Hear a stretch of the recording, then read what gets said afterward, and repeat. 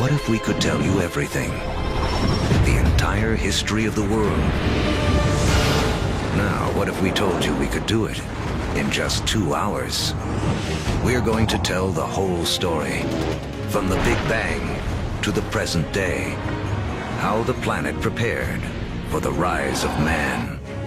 How the Stone Age led to the steam engine. How the first seeds sprouted into cities and civilizations.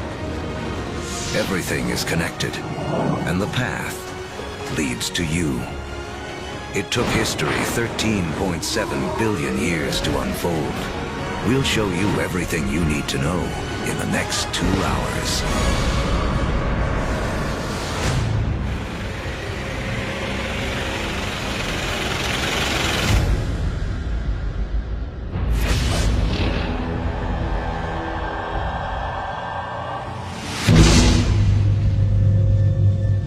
This is our infant universe.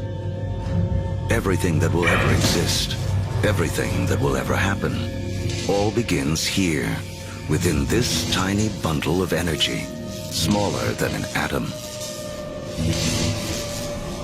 And right now, history as we know it is about to mysteriously begin. For reasons we may never know, our universe suddenly erupts.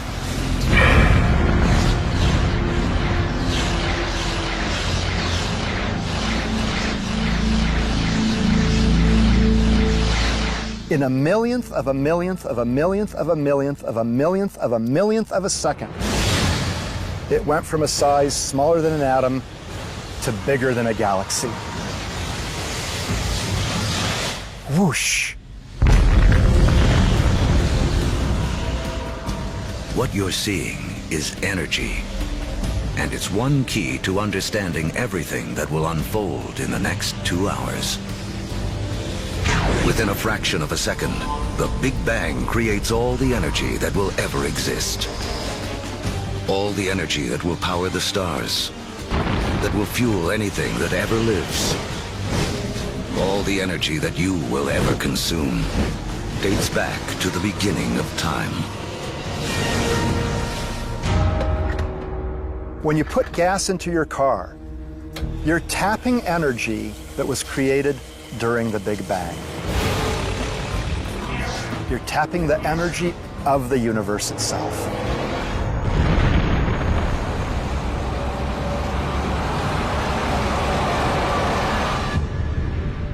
We're only a few minutes into our 2-hour journey, but already 380,000 years have passed.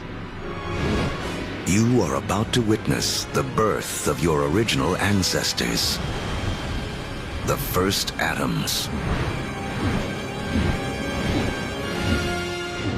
This is hydrogen. The universe will use it to make everything in the world around us. Hydrogen is like a baseball team. You say, what player do I want to start my team with? Well, if I want to start a universe, I want to start it with hydrogen. Because from that, with a lot of heat and a lot of pressure, you can build more kinds of atoms. The first atoms blast through the early universe. And luckily for us, they don't spread out evenly. Because in those tiny pockets with more atoms, gravity, the great sculptor of the early universe, begins to work its magic.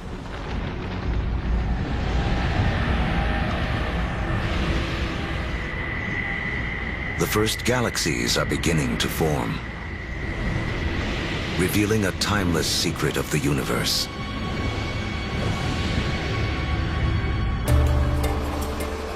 Throughout history, whenever more matter and energy can be drawn together in one place, more complex things can emerge. We have all of these urban centers around the planet where so much creativity, so much art, so much science, so much culture came about because of all these opportunities for things to interact with each other. Really, in a sense, where there is stuff, new stuff can develop, and where there isn't anything, nothing much can develop.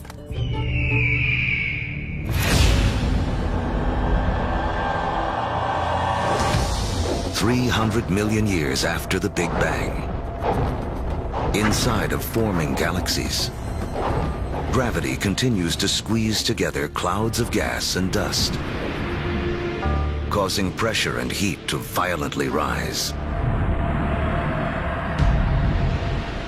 When the temperature reaches 18 million degrees Fahrenheit, hydrogen atoms slam together, creating a new element, helium, and radiating bursts of energy.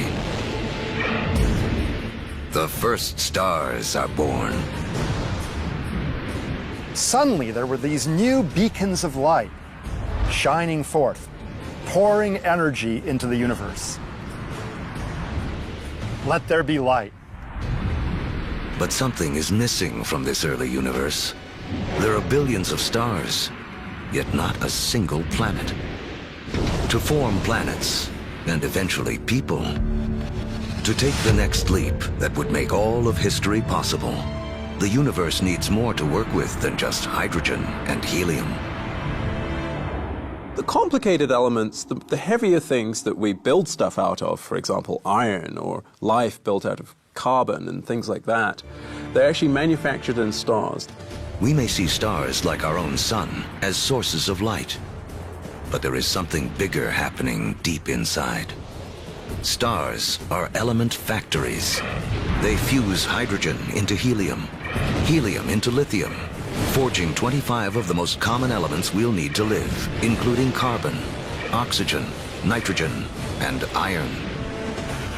So, more than 12 billion years ago, stars are already creating the element that will spur the Iron Age, allow for the building of cities, and the creation of some of mankind's most famous monuments. But a look at the Statue of Liberty reveals the next challenge awaiting the early universe. While the statue's frame is iron, her skin requires an element too heavy to be made in stars.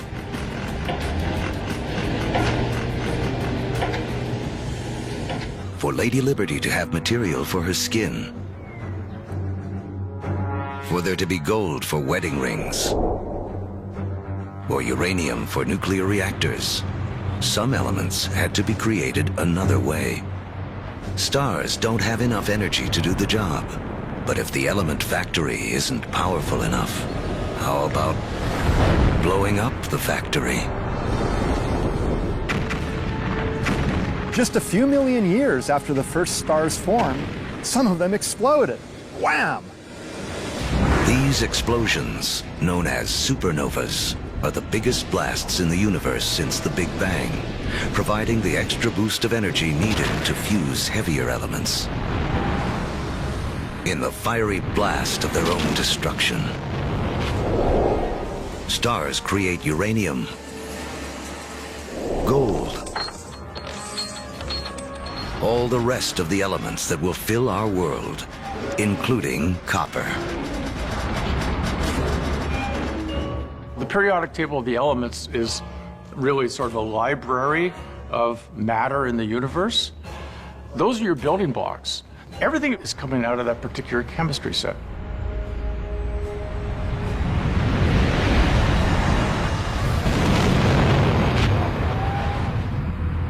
Supernovas are absolutely necessary for us to be here. You know, we have iron in our blood.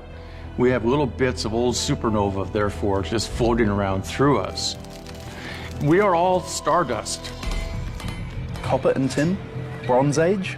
Without supernovas, there's no Bronze Age. Go to any supermarket and buy a multivitamin. And go and look in the ingredients. You'll find copper, you'll find zinc, you'll find selenium. You'll find all sorts of elements that can only be made in a supernova. The elements made by stars will become the seeds of life on Earth and the drivers of human history. But the journey has just begun. Before there can be life, the universe has to build us a suitable home. To build a proper house, you have to assemble the right materials all in one place. Now, when planets form, It's the same thing. It's the materials that you have at hand that's going to dictate the kind of house that your planet's going to be. To get enough of the right material in the right place, all at once, takes a very long time. Over the next 8 billion years, more than half of history as we know it, the element factories continue their work. Stars explode and are reborn. Each generation with more heavy elements than the last. Until 4.6 billion years ago. Finally, there are enough materials gathered for the next step on the path to us.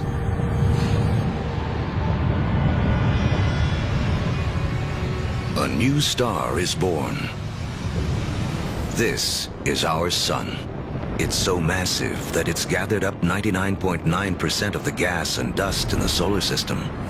But there's still just enough left behind for gravity to build some other things. Like planets. The third one out from this star will be our home. By the time Earth emerges, just over 4.5 billion years ago, 2/3 of the history of the universe has already passed. The first sunrises sweep across a foreboding alien planet. A world spinning so rapidly that a day lasts only 6 hours. When you go back to the early Earth, right after the planet formed, you really have to think of the Earth as another planet. The sun would have looked out over a hellacious scene of just molten lava. In places, you would see rafts of black volcanic rock. Within the liquefied rock, the elements are all in a jumble. Something has to bring order out of this chaos. And once again, that something is gravity. Lighter material drifts toward the surface and forms a solid crust, while heavier material sinks toward the center, forming a molten iron-nickel core. This churning liquid metal creates a magnetic field that reaches out into space. Like a force field, it will protect our future home from the sun's deadly charged particles. Soon, this magnetic field will allow for life to grow, and later, guide the explorers who will connect two halves of the world. But for all this to unfold, the Earth will need a critical partner.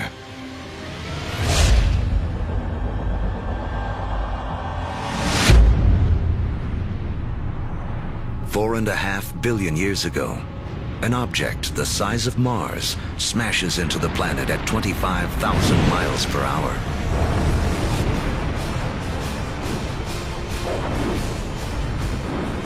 Earth swallows up much of the impactor.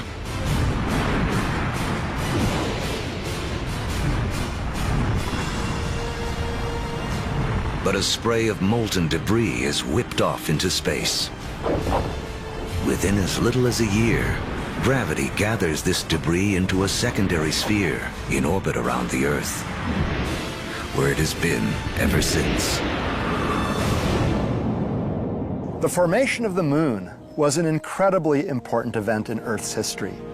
And in fact, its creation over 4 billion years ago is really important to the Earth's climate today. The moon keeps Earth steady.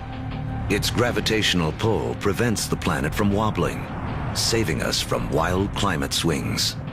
And the collision that formed the moon leaves Earth tilted on its axis, giving the planet a key ingredient to life: seasons.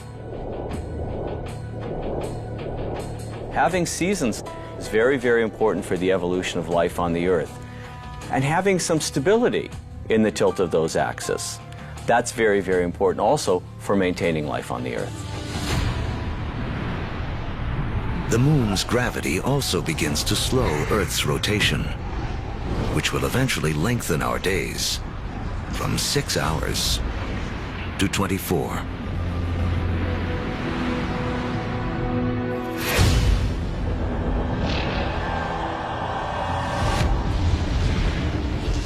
4.4 billion years ago. It's too hot on Earth for liquid water to exist, but there's water vapor, steam in the atmosphere. The trick is how to get it out of the sky onto any world where you hope to have life. A little rain must fall.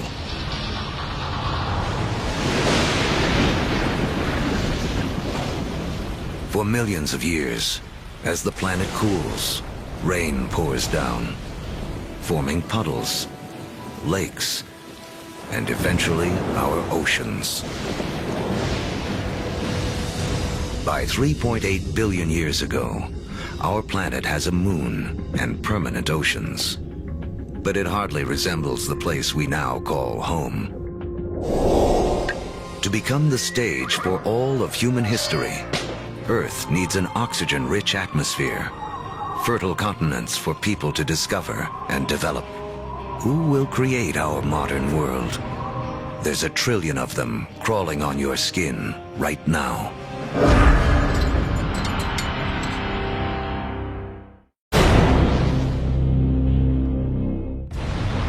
We're telling the history of the world in 2 hours, from the Big Bang to the present day.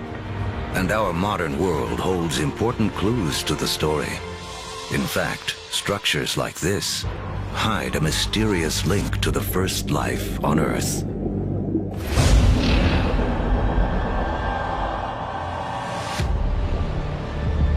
$3.8 billion years ago, beneath the surface of our primeval oceans, a revolution is taking place. 6 simple elements, including hydrogen from the Big Bang, and oxygen, carbon, and nitrogen created by stars, have combined to form the key substances that will make up all life, including us. The most spectacular is DNA. Within its spirals hide the secret codes of life. 700,000 years after the planet first formed, life on Earth begins. We stand not on the shoulders of giants, but of tiny organisms, bacteria. We're very egocentric. We think that we animals run the world, but in fact, we are very late entrants. It was an empire of bacteria long before animals. Animals come along, and we like to think that we wiped out that empire. Well, we would be dead if we wiped out that empire. I have within me an entire zoo of bacteria. In fact, each one of us has more bacteria living in our bodies than there are people on the planet. For billions of years, microbes like these will have Earth to themselves. Like our infant universe, the first life is small, simple, and full of possibilities. The secret of how it explodes into all the incredible forms we see today, including us, goes back to the beginning of time. As we've seen, all the energy that will ever exist was created in the Big Bang. All creatures need to grab their share of this energy to survive. The more we harness, the more efficiently we use it, the more complex we can become. And almost all of our share of the Big Bang's energy is beamed to us by the sun. 2.5 billion years ago, some very special bacteria figure out how to consume the sun's energy to live. In doing this, they also create the most important waste product in the history of the world: oxygen. Soon, oxygen will remake our world. But first, it has another important job to do. Earth's ancient seas are full of iron particles, and everyone knows what happens when oxygen meets iron. Here I'm a little bacterium, I've produced this oxygen molecule, and here's a big piece of iron clump, I rust it. This rusted iron collects on the seafloor. Billions of years later, these huge deposits will be raised up to become major sources of the world's iron and steel. It was these iron deposits that later on drove the Industrial Revolution. In this way, the Brooklyn Bridge and the other early landmarks of the Industrial Age are a direct link to some of the first life forms on Earth. Once there's no more iron left in the sea to rust, these ancient bacteria have a mission to complete. They create so much oxygen that it fills the oceans and escapes into the atmosphere. And from then on, we have a very different planet from all the other planets in the solar system. Now, life takes a giant leap. For the first time, some bacteria learn to live on oxygen. Every human breath is a ritual, 2.5 billion years old. Life tends to stick with what works, even over the course of billions of years.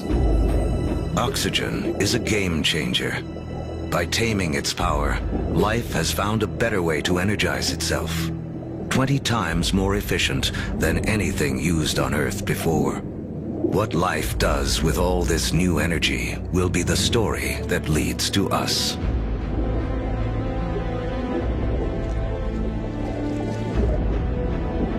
Over the next 2 billion years, life becomes more complex.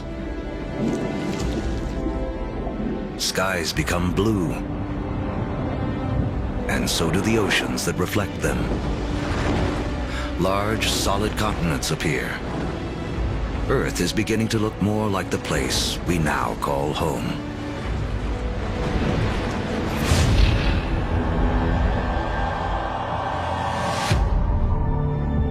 $550 million years ago, as the planet celebrates its 4 billionth birthday, oxygen levels in the atmosphere have risen from next to nothing to as much as 13%.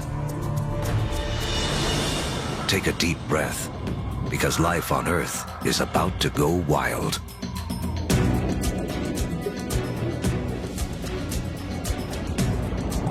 This is the Cambrian explosion, biology's version of the Big Bang. Right after you have abundant oxygen, you get size and complexity, and oxygen lets you do that.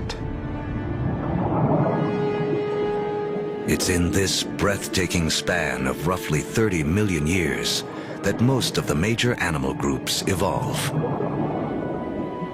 By 500 million years ago, the first bony fish have evolved in the seas. These fish are our direct ancestors.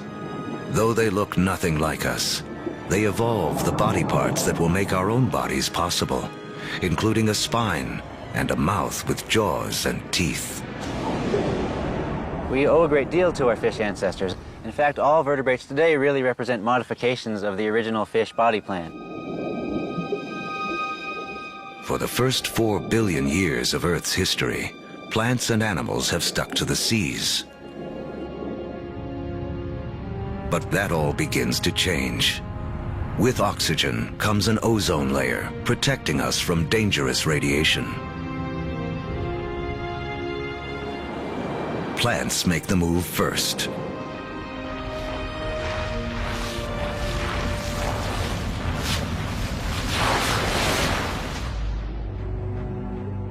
Around 400 million years ago, animals are ready to take the leap. Among the first ashore are the amphibians, whose descendants will include us. The most amazing thing about animal evolution ever, for me personally, is that moment that first amphibian walks out of the primeval ocean onto land and takes a big gulp of air.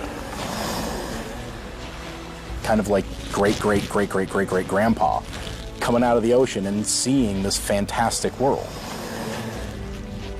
And it's like, hey, I can live here. Look at those trees, look at those bugs, there's food here, I can do this.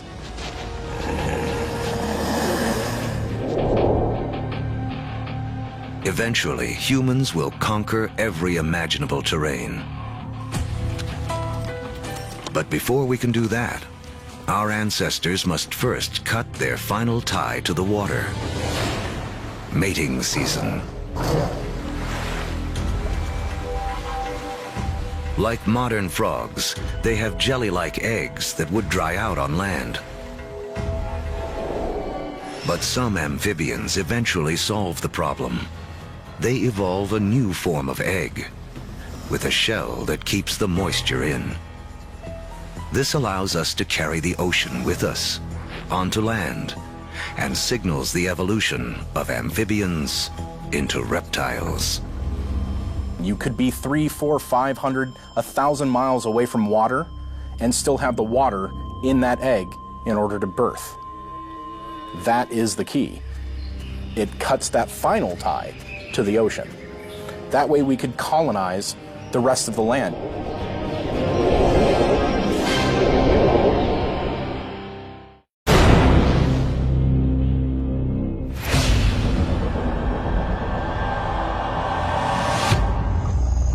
$300 million years ago, life flourishes in massive tropical swamps where planet Earth is cooking up a surprise.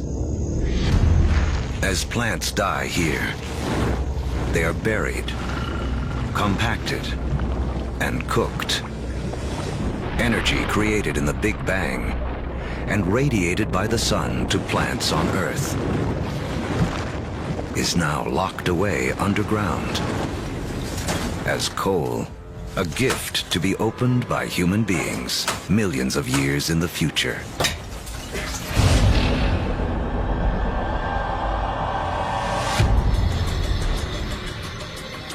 $250 million years ago, an apocalypse unfolds. The biggest spike in volcanic activity since the early days of the planet.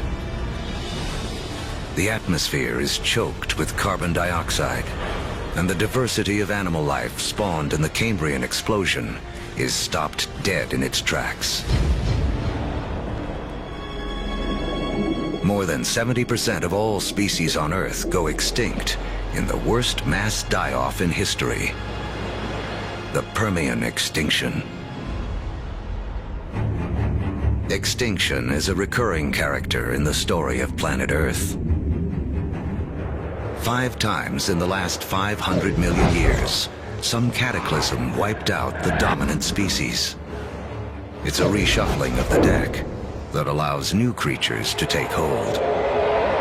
New creatures like the dinosaurs. Dinosaurs will reign for the next 160 million years.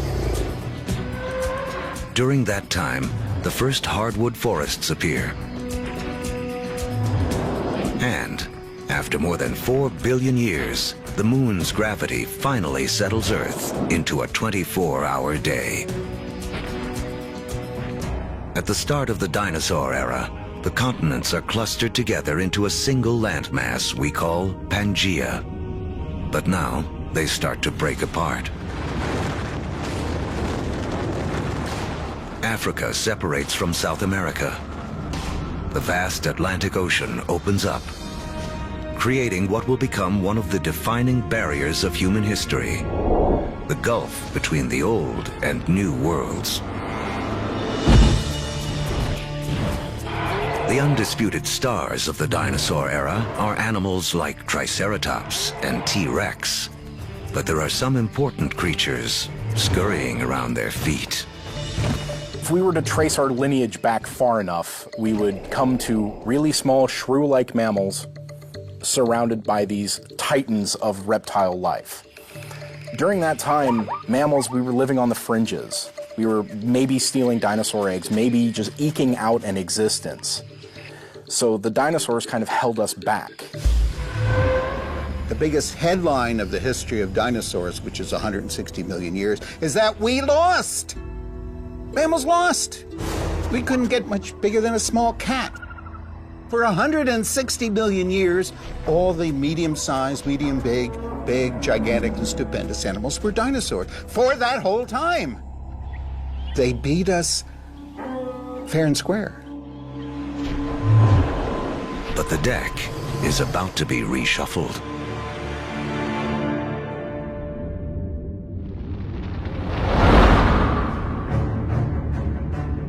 "65 million years ago, a 6-mile-wide object, likely an asteroid, slams into the Earth.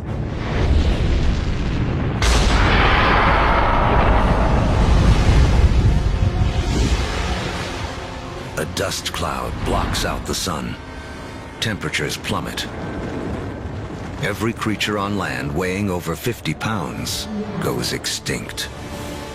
The reign of the dinosaurs is over. The greatest gift that the dinosaurs ever gave us was dying. When they went extinct, it gave the mammals time to rise. It doesn't take long after the disappearance of the dinosaurs for the first true primates to appear. Like their later versions, including us, these mammals have evolved forward-facing eyes, allowing for accurate depth perception and flexible hands with 5 digits. They have 5 fingers, just like us, which means we can grasp things. If you think about other animals that don't have digits organized the way ours are, their ability to hold things, to manipulate objects, is much more limited. 50 million years ago, our primate ancestors are evolving on a planet that is warming. It's so hot, there are jungles at the poles. As the continents drift, the Americas and Africa have almost fully taken shape.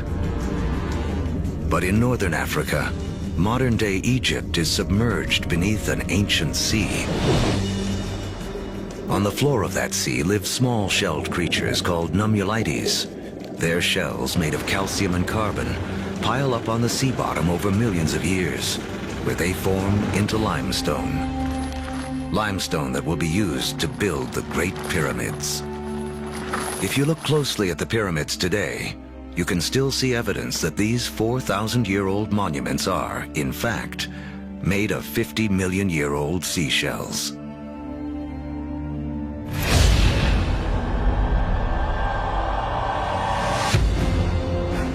By 10 million years ago, Earth is morphing into a world most of us would recognize. The Colorado River is carving out the Grand Canyon. Mountain ranges like the Himalayas have arisen. They're so tall, they disrupt weather patterns, setting the stage for a colder planet. The Isthmus of Panama emerges to connect North and South America, cleaving the connection between the Atlantic and the Pacific, disrupting ocean currents and tipping the world even more towards an ice age. With the planet getting colder, our primate ancestors hang on in the tropics. But a new creature is coming in that threatens to destroy them.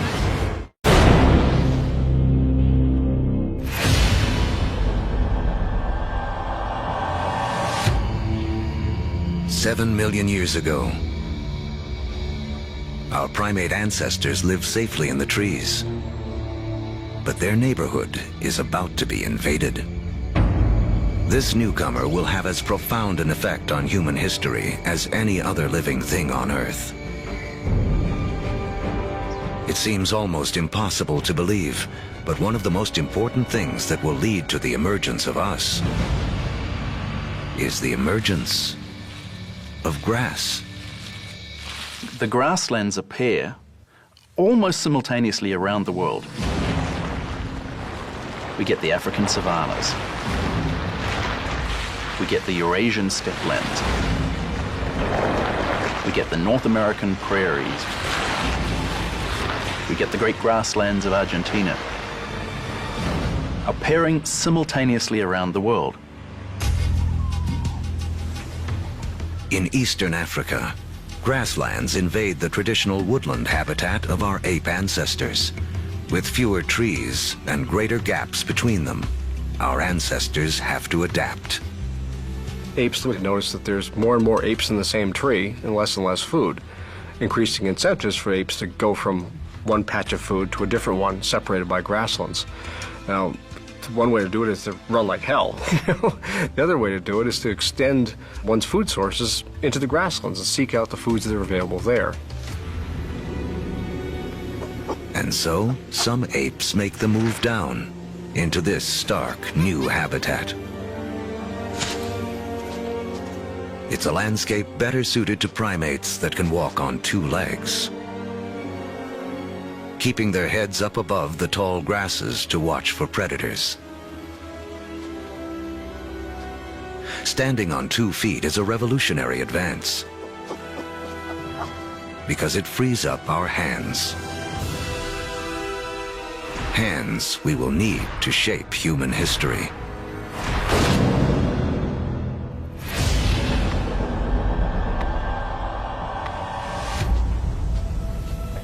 $2.6 million years ago, early proto-humans, or hominids, walk an Earth whose rocks are loaded with the element silicon.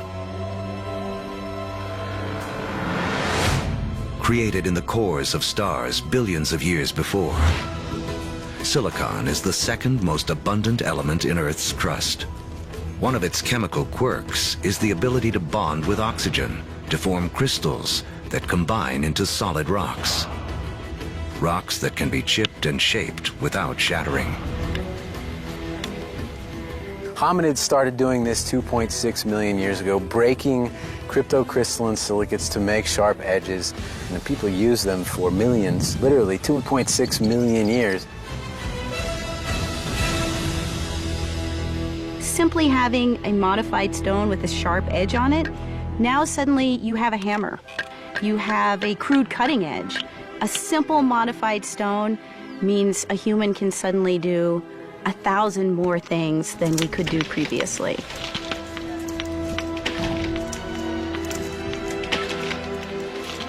That little extra bit of technology enabled our ancestors to persist and eventually turn into us. Silicon launches the first technological revolution, the Stone Age. Millions of years after it powers our first handheld devices, another chemical quirk of silicon will make it the height of technology once again. The next leap towards becoming truly human relies on a little-known secret of our home planet. In the known universe, it turns out Earth may have a rare and special power.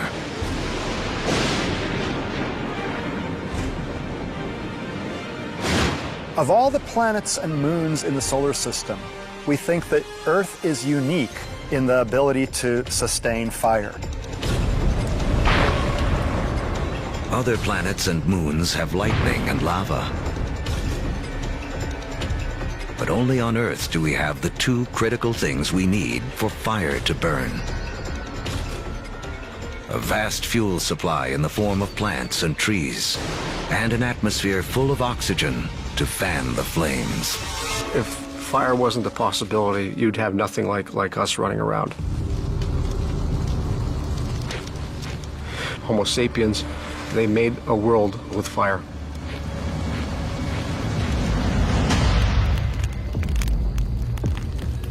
Our ancestors have fire firmly under control by 800,000 years ago. It's a skill that connects us back to the very beginning.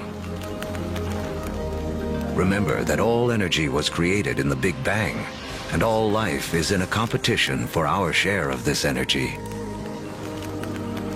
Using fire to cook is like having an external stomach to break down foods, releasing more calories, giving us more energy, which in turn allows us to support bigger brains.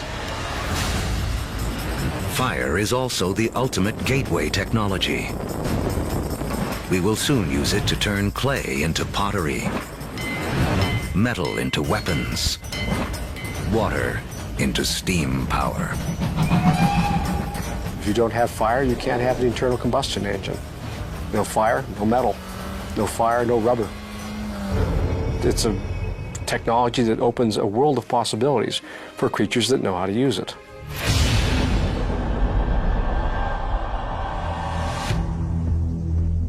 "200,000 years ago, the modern human has fully taken shape. The larynx, or voice box, which is high up in the throat in our ancestors, descends. More complex sounds are now possible. We begin to speak. For the first time, information can be shared between individuals and across generations. Humans have gained a critical advantage over every other creature on Earth. You can tell my grandfather said that when the elephants didn't show up, we go off and hunted zebras. You know, my aunt told me that her cousin found this water hole on the other side of that river. And we can all benefit and we can all understand what they mean when they're describing what they found out on that landscape. Language changes humans from being like standalone computers to being networked computers, where you can share information. You know, one doesn't need to depend on one's own personal experience. One can borrow the personal experience of anyone with whom one can communicate. That's a powerful advantage. No other creature has that. As a species, humans become exponentially smarter. The global game board has been set, and we are now ready to play. 100,000 years ago, man can move. We have agile hands and primitive tools. We can communicate and control fire. We are finally ready to expand out of our African home on a path millions of years in the making.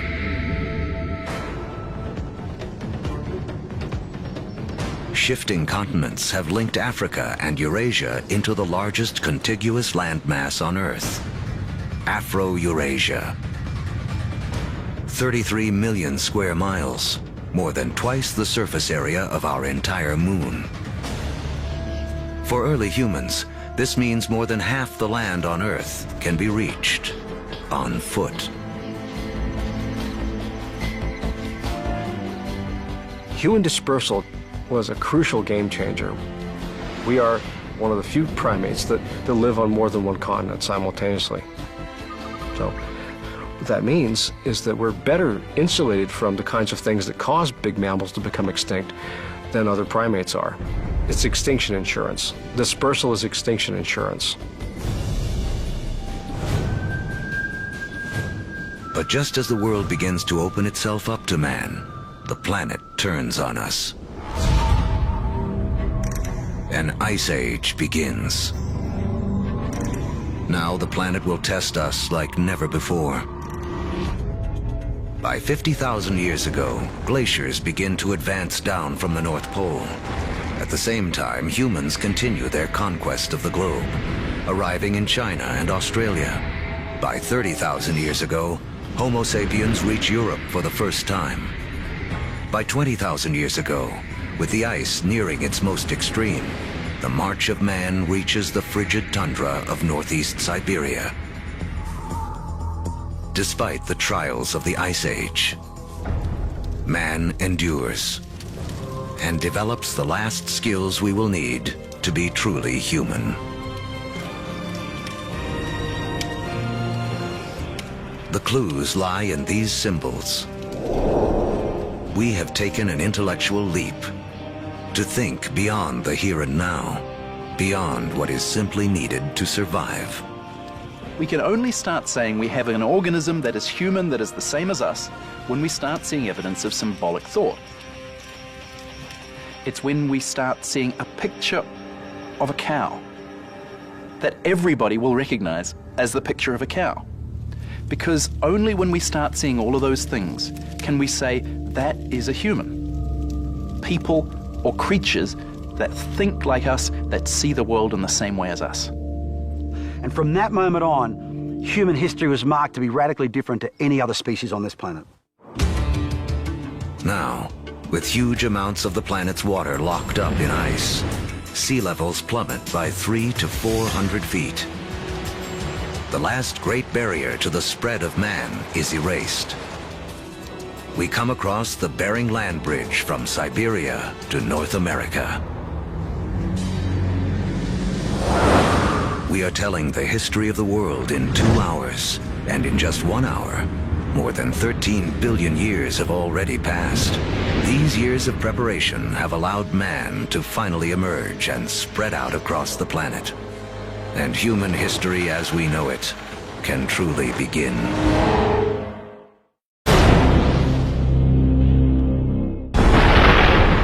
Our history of the world began with the beginning of time, the Big Bang. It has taken us on a journey of nearly 14 billion years. Now, as humans take center stage, it's important to remember just how small a slice of history we actually occupy. To make things simple, imagine compressing 14 billion years of history down to just 14 years. On this scale, the Earth would have existed only for the past 5 years. So that's about 1/3 of the history of the universe. Large, complex creatures would have developed 7 months ago. On this scale, dinosaurs went extinct only about 3 weeks ago. The entire recorded history of humans would span only the last 3 minutes.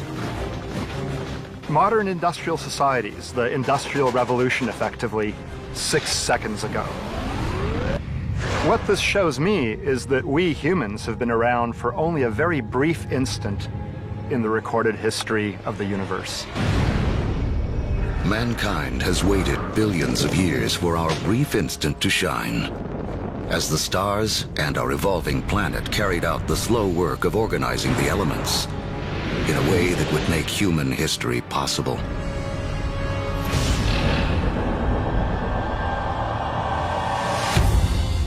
It's 10,000 BC, less than 100,000 years after expanding out of Africa. Man has reached South America. Humans have met the adversity of the Ice Age head-on, and rather than die off, we have adapted, become even more intelligent. And now we have colonized the entire globe. From coast to mountaintop, from tundra to desert, humans are there.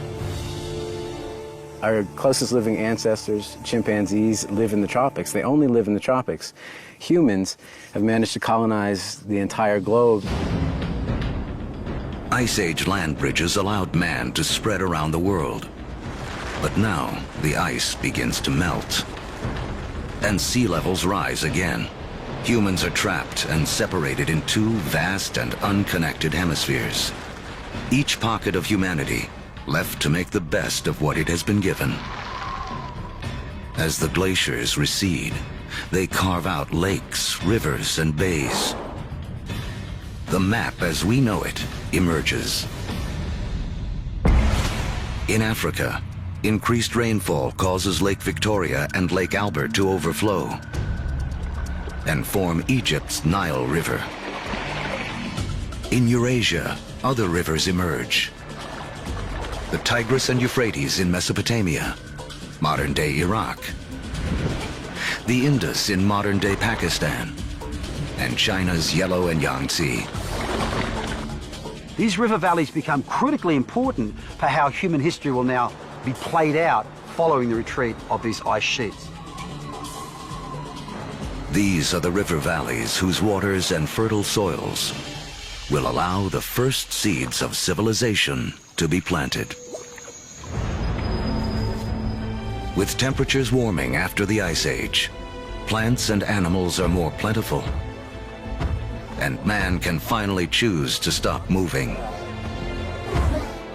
Permanent settlements begin. Populations grow,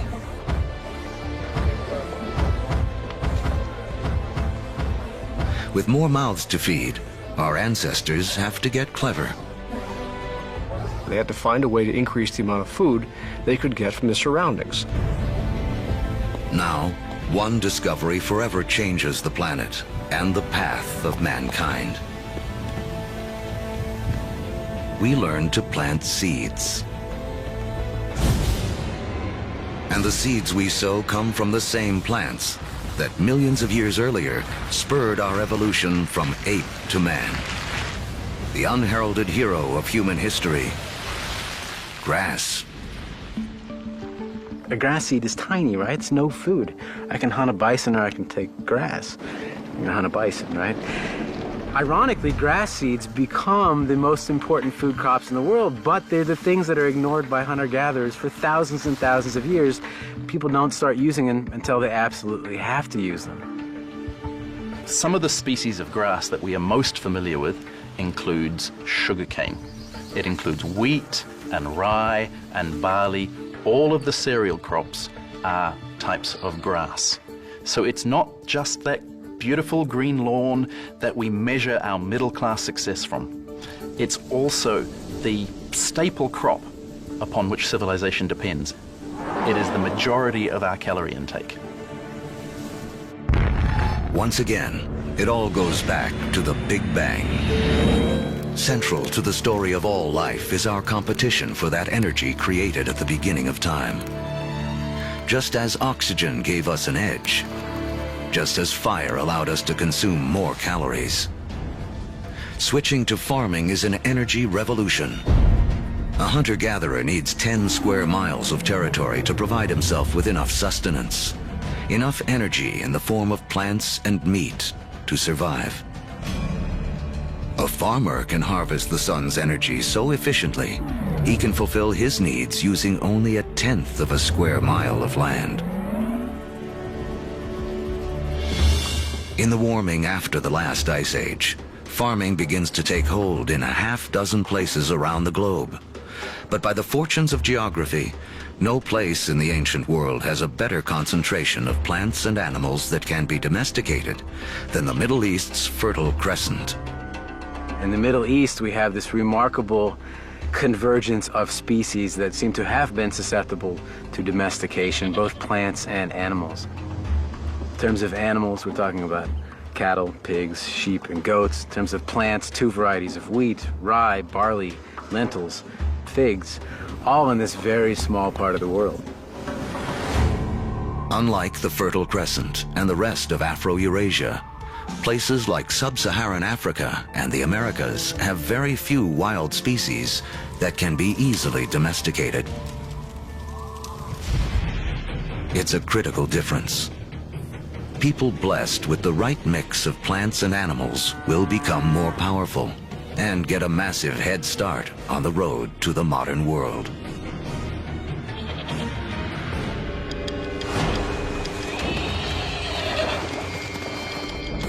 One animal that gives any human who can tame it an almost unbeatable edge is the horse.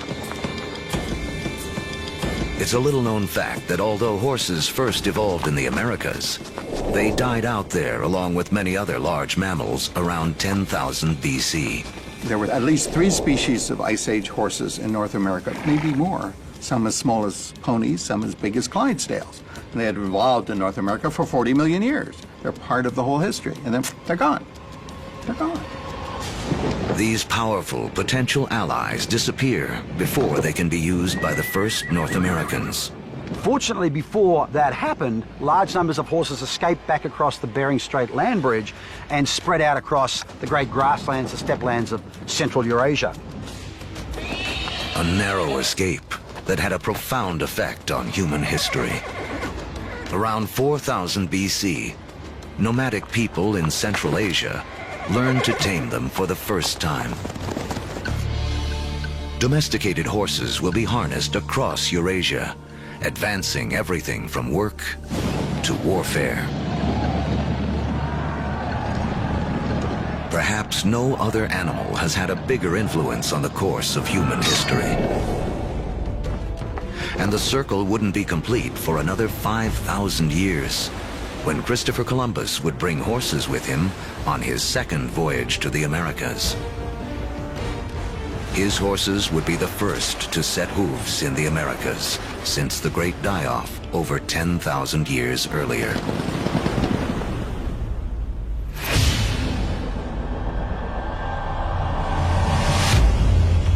"6,000 years ago, domestication of animals and plants sets the stage for the next phase of human history.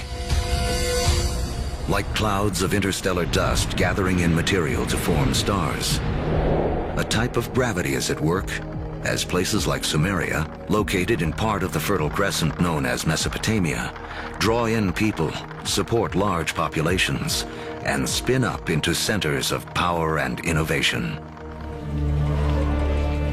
By 3000 BC, some of these Sumerian settlements can truly be called our first cities.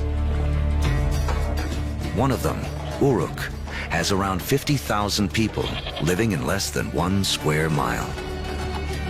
A population density that rivals modern-day New York City.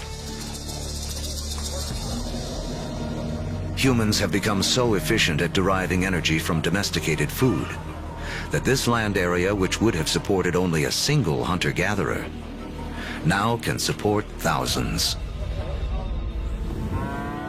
But a change in diet also triggers a new dependence.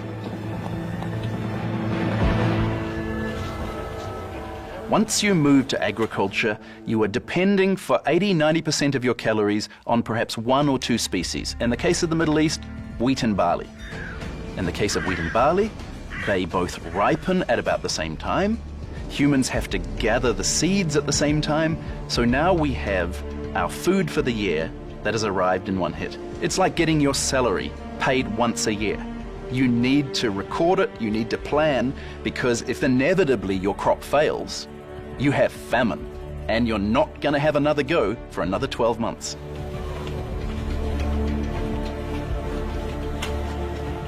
In these first cities, crops are king. To keep track of them, our ancestors developed the first writing. To protect them, the first armies. And to administer them, the beginnings of politics. When you have hundreds or thousands of people who are living together, there's simply too many people to sort of run around and create a census. It creates a need for government. It creates a need for some form of social and political hierarchy.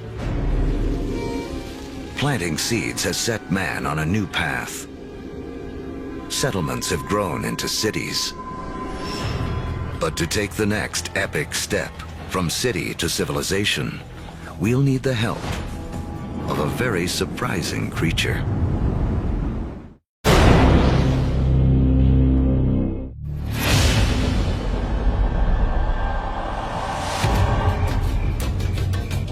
"5,000 years ago, after wandering the earth for more than 100,000 years, mankind has begun to settle down. We cluster near rivers, along the Tigris and Euphrates, the Nile, the Indus, the Yellow and Yangtze.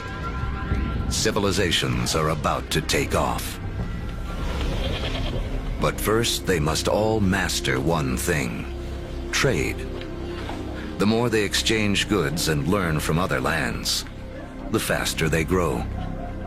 It seems that long-distance trade and communication is a necessary precursor to allow urban civilization as we know it. And surprisingly, the first civilizations arise on the back of a creature with a lowly reputation in the modern world: the donkey. The donkey caravan is the interstate highway and high-speed internet of its day.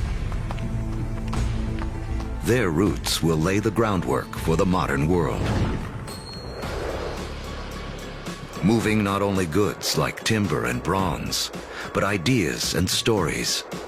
The civilizations they connect will be some of the first described in the Bible. The caravan routes converge at the Persian Gulf, where they link up with ships that carry goods to India. It essentially brought these civilizations together into great cultural and material exchange, and really was the beginning of the trend towards globalization. It is a key to understanding how our world works to this day. Just like the first civilizations, we trade and form networks. These networks form hubs. And throughout history, being at that hub has meant one thing.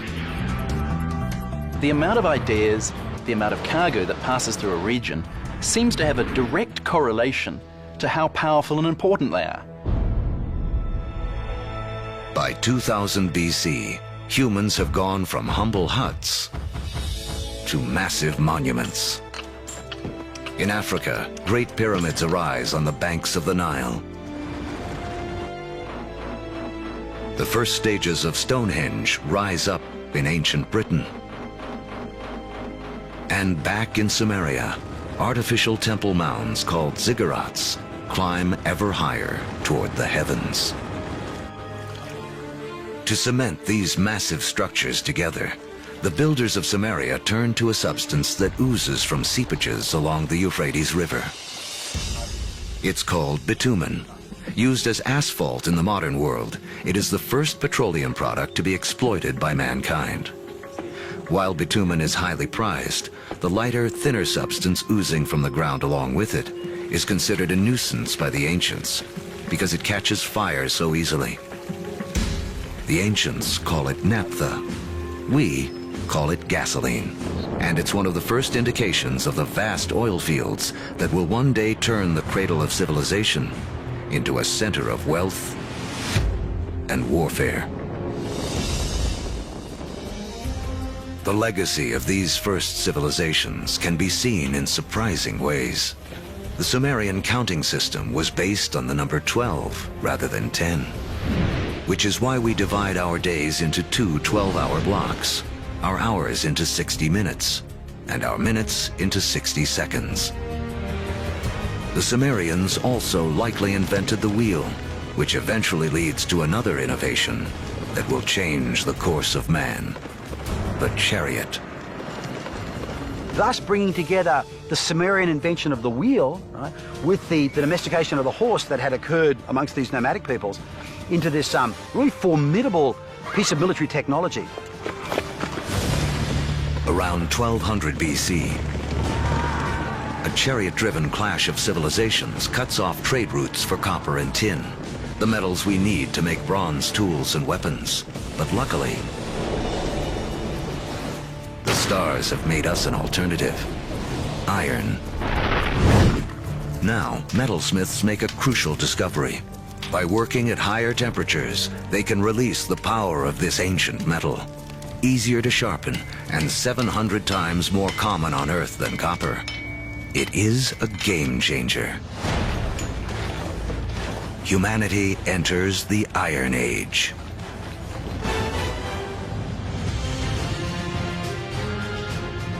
As we reach the first millennium BC, history has taken us on a wild ride.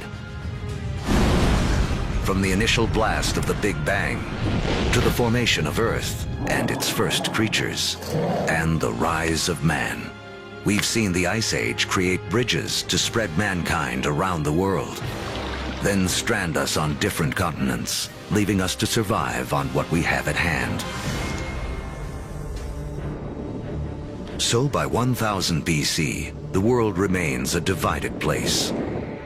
The trade network that connects much of Eurasia and North Africa doesn't yet penetrate the planet's driest deserts or cross the vastest oceans. Cut off by geography are people in places like sub-Saharan Africa and the Americas. With few easy to domesticate plants and animals of their own, they remain tied to more ancient ways of life.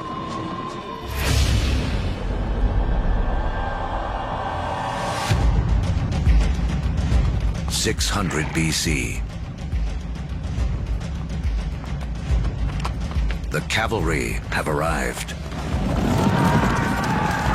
humans ride into battle on horseback for the first time. We've seen that just taming a horse gives man a massive advantage.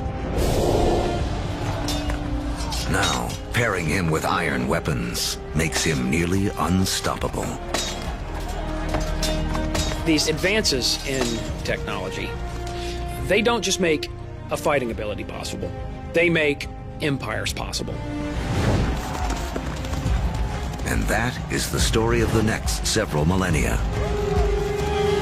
With new technology and improved logistics, empires spread, uniting massive land areas under a central control. As empires grow, so do new beliefs. One interesting phenomenon we see with the rise of these empires is this idea of monotheism, this idea of a universal God that develops over time, and it's just a phenomenon. Judaism emerges, from which we eventually get Christianity and Islam. Buddhism and Hinduism also arise. The 5 major religions today are all rooted in this remarkable era. Although empires spread, some great powers remain isolated. The rise of the Himalayas 50 million years earlier has left China cut off from trading with the rest of the world. But that is about to change.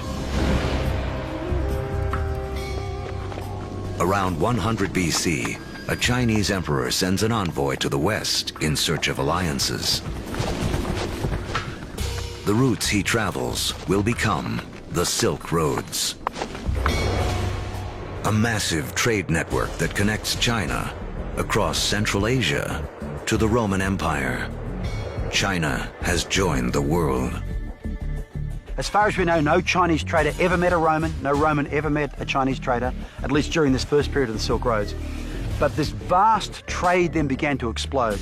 Between about 100 BC and about 200 AD, we have 3 centuries of trade and cultural exchange on a level that has not been seen before in human history. But this new human network also unleashes hidden dangers.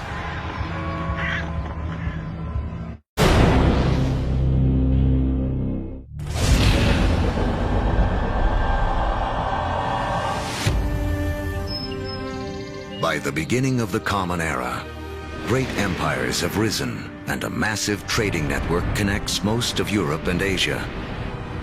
But the trade routes also carry an invisible threat. Disease.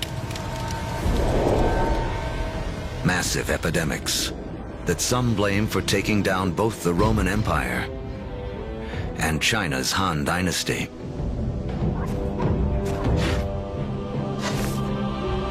But these networks also lead to the spread of religion. In 312 AD, the Roman Emperor Constantine converts to Christianity, paving the way for it to become the dominant religion of Europe and the West.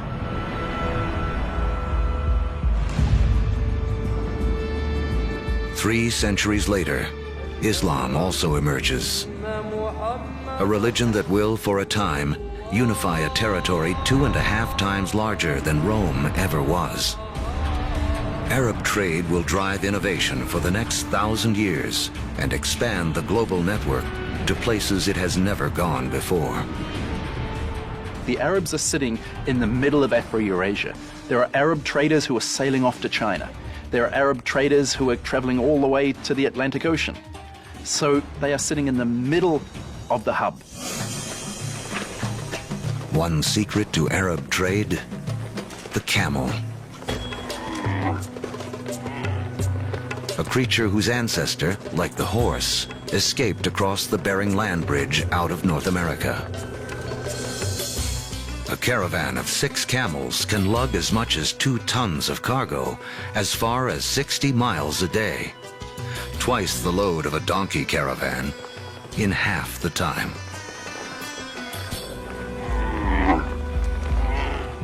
For the first time, camel caravans open up reliable trade routes across the formidable Sahara Desert, leading to the formation of the first states in West Africa. Arabic trade expands, moving salt from the Sahara to Rome, rice from Eastern Asia to India, the secrets of making paper out of China into Europe, and countless other inventions and ideas around the world. Where does our word for lemon come from? Where does our word for coffee come from? They're all Arabic, because the Arabs brought a huge number of food crops into Europe. Oranges, citrus crops, they come from South China. Yet they don't make it to the West until the Great Age of the Arabs. In Islamic North Africa, one Italian merchant named Leonardo Fibonacci becomes well-schooled in the ways of Arab traders. He picks up on a simple but ingenious counting system that originated in India but is used extensively in the Arab world. His writings will spread this knowledge to Europe and around the globe. With everyone counting the same way, business and trade will explode. And because of Fibonacci, people today still almost universally use the numbers known as Arabic numerals. But there is another idea Arab traders will spread, something even more influential. It originates in China around 800 AD.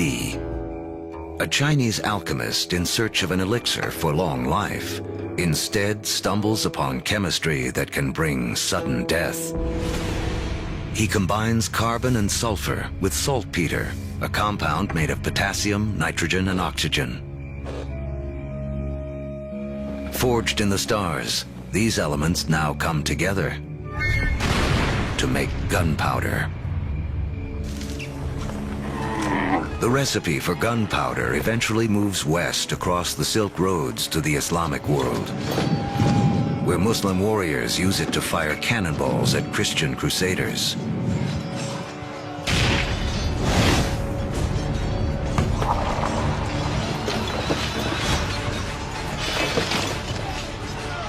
Europeans pick up on the idea, embracing and perfecting gunpowder weapons.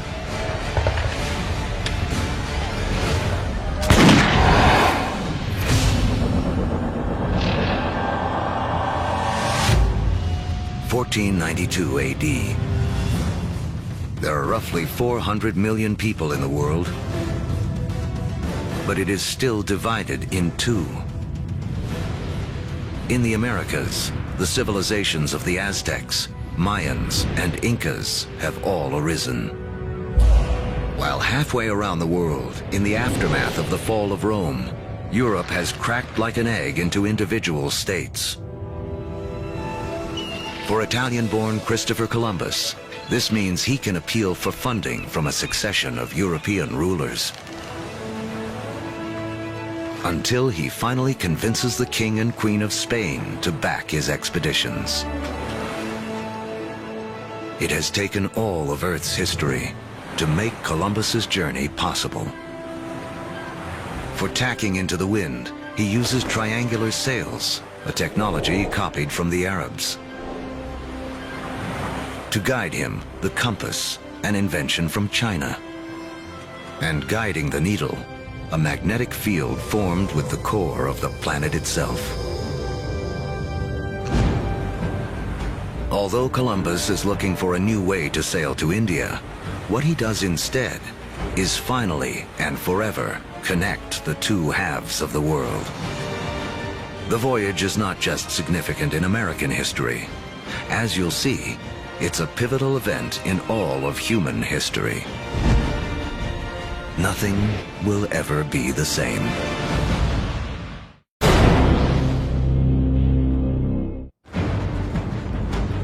The end of the Ice Age marooned large pockets of humanity on separate sides of the globe for over 15,000 years. Now, that's all about to change. The voyage of Christopher Columbus in 1492 is taught as one of the most significant events in American history. In fact, it's one of the most significant events in all of human history. prior to that voyage, the great world zones had existed largely in isolation. By crossing the Atlantic, Columbus opens up the vast American world zone, these two enormous continents of North and South America, with the millions of people that are living there, the resources that are available. And for the first time, people living in Eurasia become aware of this other part of the world. Until the voyage of Columbus, these people may as well have been living on different planets, so isolated were they. A trade network that started with the first civilizations, connected Europe, Asia, and Africa, now reaches across the Atlantic. In this vast new global network, new hubs will form. And once again, power will shift. For most of the last 2,000 years, Europe hasn't been that important. Then we get the age of Columbus, and what do you know? This is exactly the time where we see the rise of the West. This is when the West starts taking over, when it gets itself smack bang in the middle of the biggest exchange network the world has ever seen. Now, foods that had been isolated on disconnected continents begin to move around the world. Maize from the Americas shows up in Egypt and China. Potatoes from the Andes prove perfectly suited to the soils of Ireland and Russia. The old Fertile Crescent grains, like wheat, begin to feed the Americas. New foods mean more calories, more energy. Within 3 centuries of Columbus's voyage, the population of the world will more than double to 900 million. But the unequal hands dealt to the 2 hemispheres now play out in a deadly climax. European conquistadors, inheritors of the agriculture and animals of the Fertile Crescent, and the trade spread along the vast networks of the Old World, come bearing guns, riding horses, and carrying infectious diseases. The result, slaughter. In the years following Columbus's first voyage, 95% of the native population in the Americas will die from European guns and germs.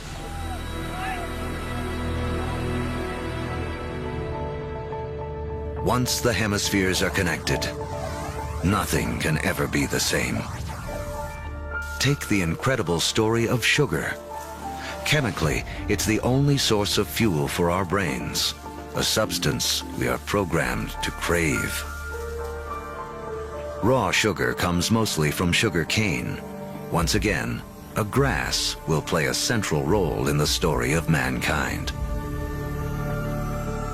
First cultivated more than 6,000 years ago in Asia, Europeans discovered sugar in the Middle East during the Crusades and carried it home.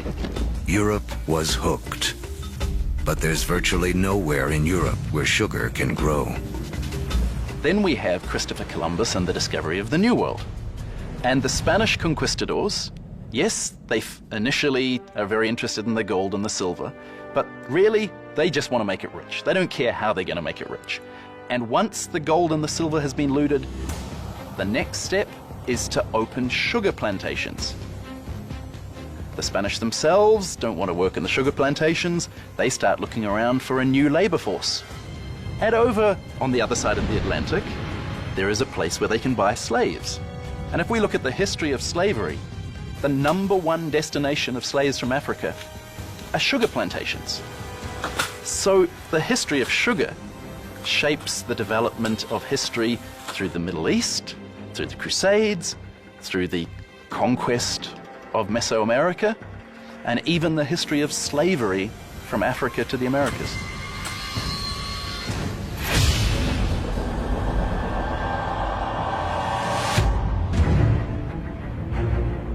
In the year 1700, mankind has hit a wall. Most humans continue to live simple lives, more like our ancient ancestors than our own. When you think back to the world in 1700, most people were farmers, most people practiced small-scale subsistence agriculture, most manufacturing was done in workshops. In 1700, it takes over a year for cargo and information to circle the planet. longer than it would take us today to get to Mars. What's holding us back is how we power our lives. In Egypt of 2000 BC, 90% of all work was done by human muscle, with animals kicking in the rest. By 1700 in Europe, the majority of work, 70%, is still driven by human muscle. Muscle power alone can't clear the path to the modern age. But there's a breakthrough hidden deep within the earth.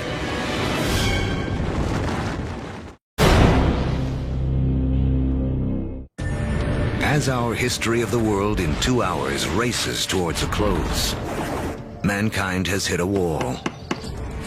Human progress is stalled by the limits of our muscle. To break through, we'll need a new way to power our lives and the entire history of the world. Remember that billions of years ago, iron from exploding stars was gathered up into planet Earth during its formation.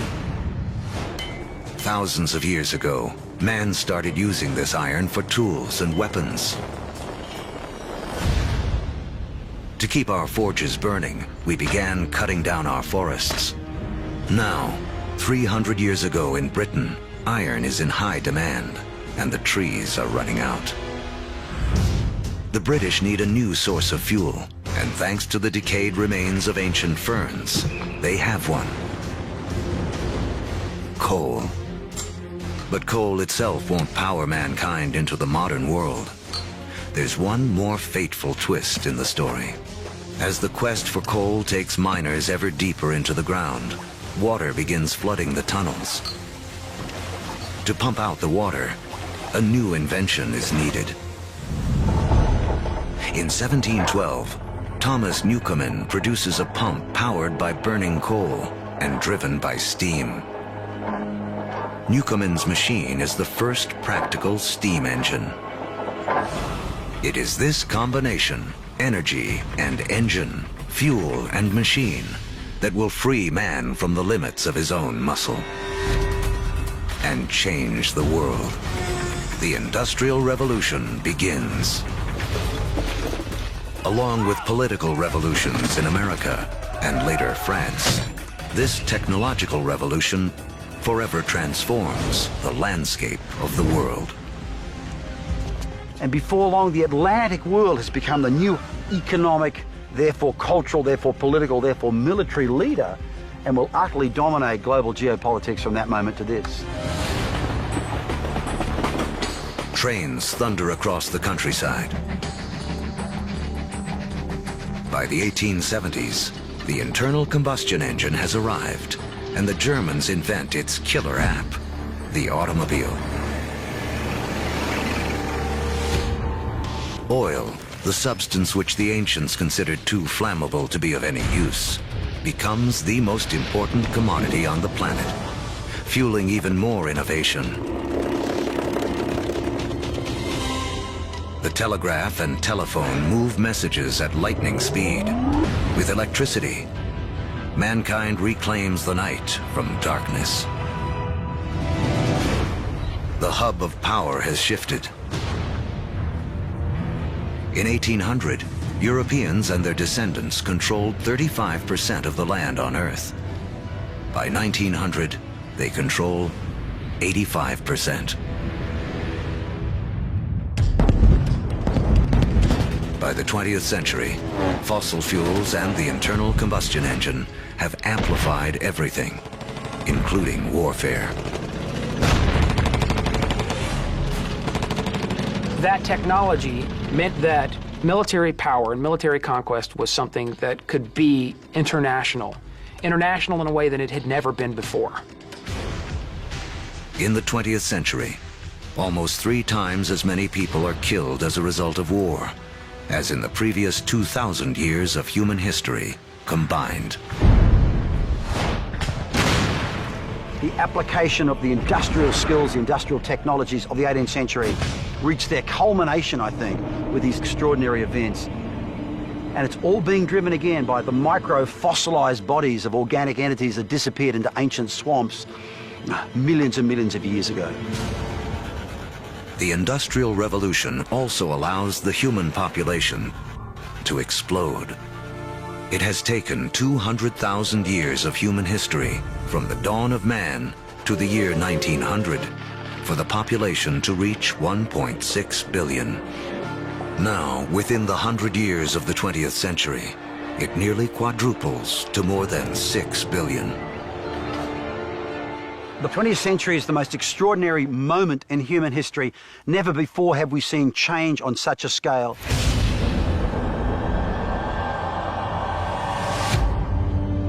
Today, humans number close to 7 billion. We are the dominant players on the planet. We have learned to harness 50,000 times more energy than our ancestors just 10,000 years ago. This energy drives our fast-paced lives and a literal World Wide Web, a network that, as we have seen, has been in the making for as long as humans have walked the earth. Our 2-hour story is coming to an end. A story that really began 14 billion years ago with a tiny universe where everything was all in one place. Then the Big Bang. All the energy that has ever existed created in an instant. Gravity sculpted our universe. For billions of years, stars and supernovas created all the elements we would eventually need. Then an extreme Earth took shape and settled into just the right conditions to support life.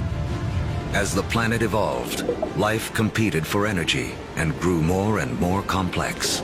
Eventually, the conditions were right for our species to rise. We mastered stone and fire. When the Ice Age came, we spread around the planet. And when the ice melted, we were stranded on different continents. We learned to bend plants and animals to our will. We built cities, then civilizations. We created a vast network that linked empires, joined continents, then crossed oceans. Just when it seemed we had reached our human limit, we found the energy and technology to carry us into the future. On Earth, the seeds of the past have bloomed into a present filled with energy and creativity. The stories of billions of lives have played out against the backdrop of a universe almost too vast to comprehend. In everything that we do, in all that we are, we remain living monuments to the past as we continue to make history every day.